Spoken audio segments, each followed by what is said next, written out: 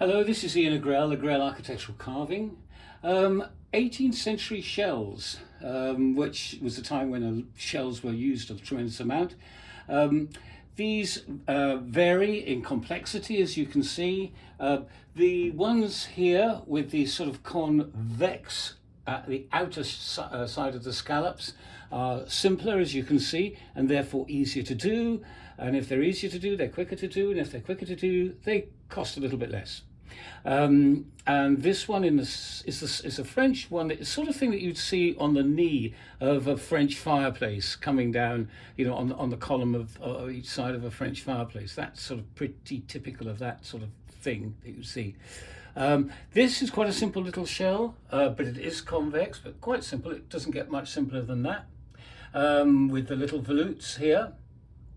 And of course you do see the supporting acanthus, quite simple, very simple, supporting acanthus on this.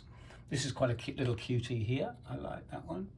And the one over here has the little flourishes at the edge, so it turns from a shell into the sort of acanthus leaf.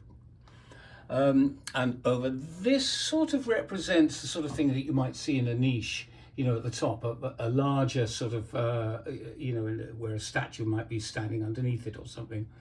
And that's just a little model of that sort of thing. We did a very big one for the governor's mansion in Salt Lake City above the fireplace. So here we have shells.